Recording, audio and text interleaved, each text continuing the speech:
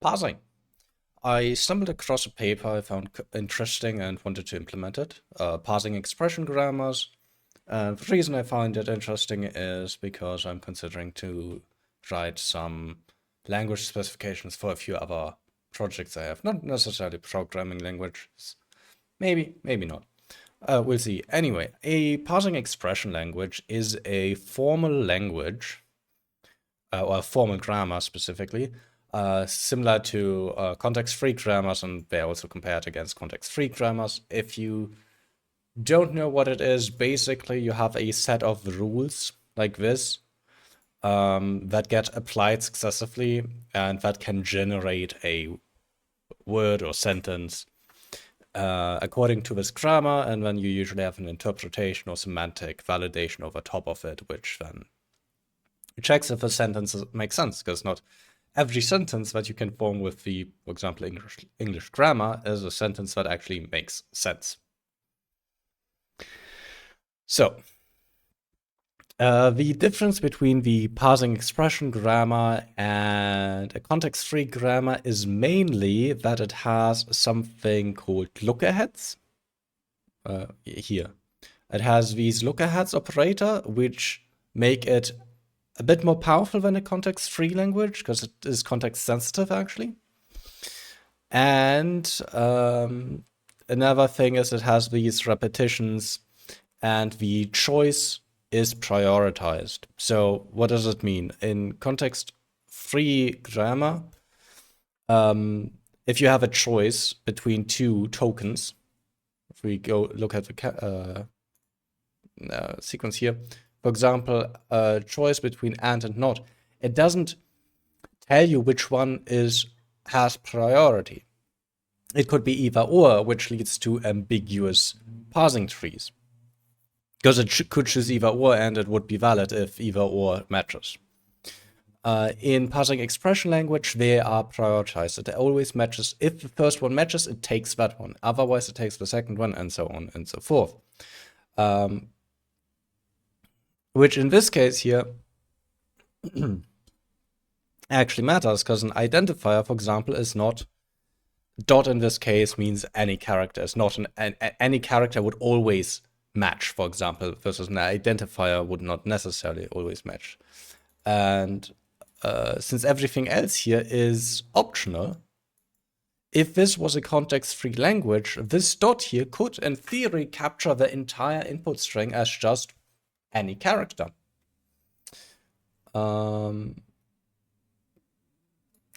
Since, well, a sequence of prefixes which are any character. Anyway, so feel free to give it a read. It's interesting. If you care or don't care, the link to my GitHub will be in the description. And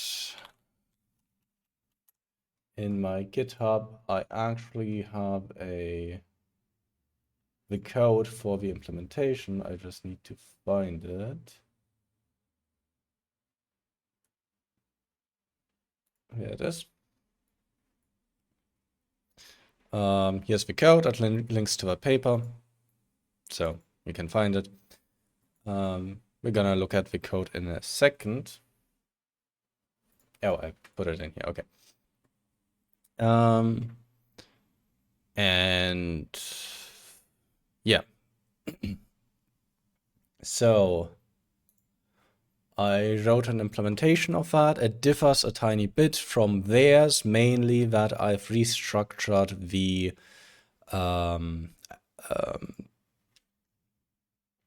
primary one. So if we look at theirs, somewhere up here, the way they structure a definition, identifier, left arrow, expression. So identifier here, left arrow, expression. So this is the syntax of a parsing expression grammar itself, basically, expressed in a parsing expression grammar. They have this sequence as a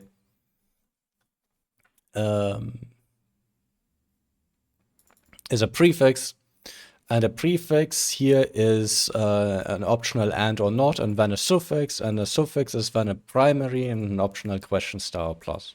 These are the suffix and prefix operators, the look-aheads, these here, and the greedy repetitions. With question being 0 or 1 times, star being 0 to however many, and plus being 1 to however many. I didn't quite like this structure because it's a bit awkward, because prefix, this is not really a prefix that contains a suffix and the suffix containing the primary. So I restructured it to, where's my expression? Where's my sequence? Down here, that a sequence is, instead of being 0 or more prefixes, is just a triple of prefix, primary, suffix, and however many of those. I think that yields a cleaner, better syntax tree. Another thing is this encoding here makes no sense to me. They used this is character encoding, which they allow. So this is only supposed to parse ASCII, and any other character needs a special encoding. And they seem to have chosen octal here, but it never, unless I overlooked it, explains what this encoding is, and it makes no real sense, because 2 octals are only like 3 bits, bytes, and this is more than 4 bytes. So I'm really not sure what they're encoding here. My encoding instead is simply, if we find my character, a list of numbers from 0 to 9, at least one, terminated in a semicolon. Doesn't really matter. All the rules are kind of described up here. This comment, if you read through my code, stuff might here be outdated. This is like the first thing I did, was just write down all of this. And then there's the parser itself and the way it works. We can just comment out everything here. The way it works is you build the grammar from a parsing expression grammar from some definition. In this case, this is a test. It's supposed to be C. But yeah, there's an example on how to encode a character, and then you'd need to use some sort of transformer that would replace your special characters with encodings, and then you have an ASCII string before pushing it through the parser. Anyway, for example, here's a simple grammar, and this grammar matches the famous n times A, n times B, n times C character string. So it matches AAA, BBB, CCC, or it matches, ABC, or it matches AA, BB, CC, etc., etc., etc. Context-free grammar cannot parse this. Context-sensitive grammar can, and that's where the look-ahead comes into play. This is stolen from the paper. They use the same example. And then this obviously should be CC down here. So the thing is, we're creating it from the grammar, and the parser has a parse step here. It parses itself, and this is kind of like how compilers actually work, right? So this is a language processing tool, so it processes first and converts it into a concrete syntax tree. And if we want to know how the concrete syntax tree of a parsing expression grammar itself looks like, this is the syntax tree of itself here. And we can see that the way I structured it, it says from where to where this token captures the input string. The input string isn't here, because otherwise this would be huge. So you get the tokens here going through here. Feel free to generate it and look through it if you want. I'm not going to scroll through it, but basically, you take an input source code string, you convert it to a token stream, which is what this parse step here does.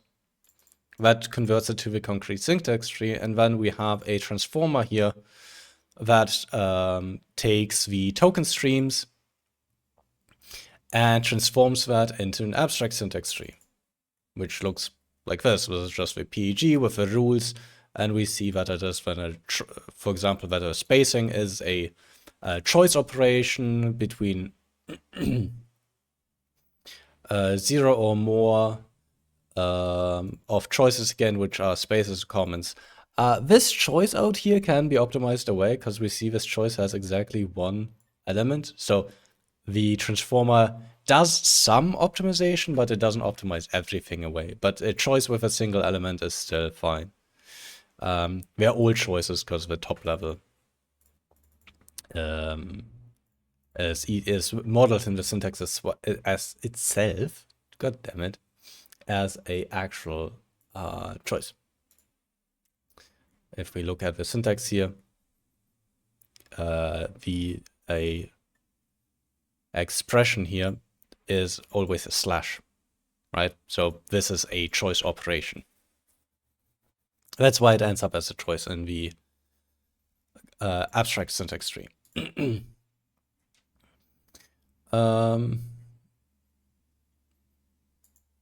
And the thing is, and then basically the PEG itself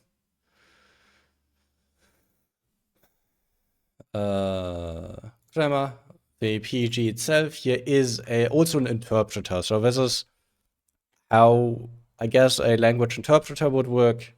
It has the lexing step, which is the parse step, then a transform step, to a transform and analysis step, and then it can run it it serves as a runtime itself here with parse. That's the runtime.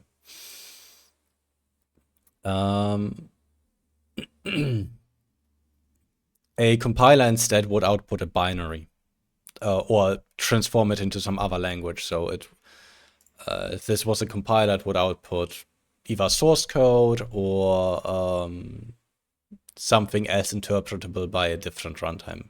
The AST, for example, could be the output. So believe it or not, real compilers and interpreters are similarly structured to this. They're a lot more optimized. This is not optimal at all, the way it's implemented. Anyway, simply construct it and then run it. If we run it,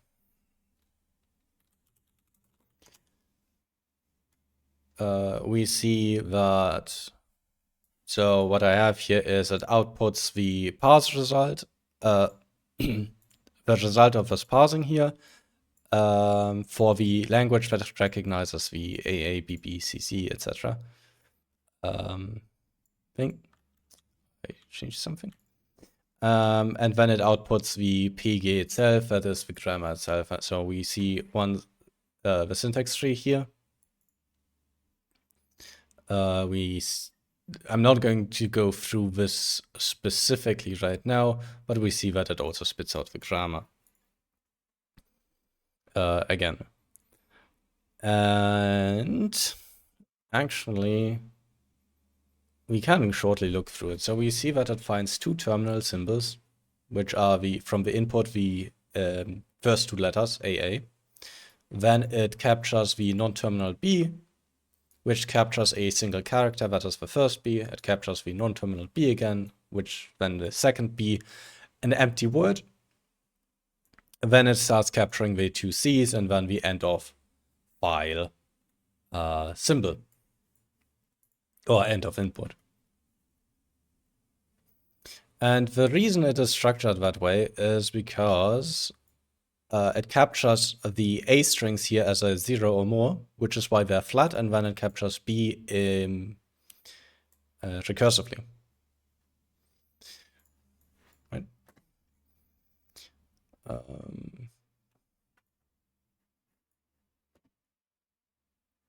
And if you want to know how the parsing actually happens, we can set a log level.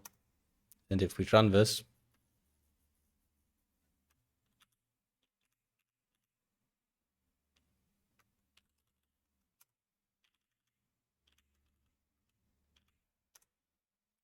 and if we run this, you see my logging. There's two parse steps here. One is parsing the grammar, and the other is parsing the input string, the AABBCC. It only spits out the non-terminals here, and that is the cursor position, so where in the input it is. Success and failure is just if the token was accepted or rejected. Yeah, so we see it passes the first through 3 A's and matches them all successfully, because A also matches on the empty word. And that is important here with the choice again, because otherwise the empty word would always match and we'd just be infinitely recursing.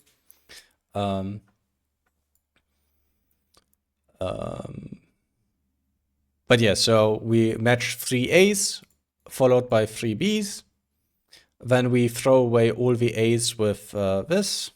Here, the literals don't show up, only the non-literals. The terminals, only the non-terminals show up. And then we pass the B through here, pass the end of line, and then the entire grammar succeeded. So, what happens if we fail, for example, by inserting an extra C here?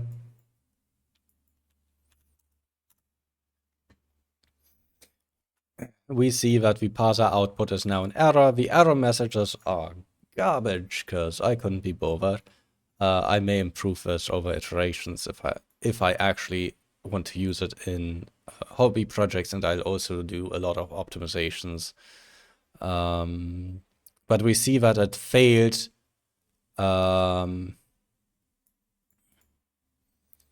here with end of file because it B only matched up to character 6 here. And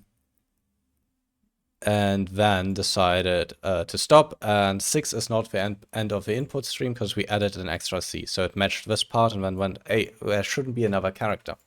But there was. Anyway, that's it. If you are interested in weird stuff like this, have an idea of other papers I could implement, feel free to leave a comment. I actually enjoy this stuff, and I hope it wasn't too chaotic. It's really hot right now. I don't feel too well, which is also why I'm covered up and stuff. It's been 30 degrees forever. Anyway, have a good day.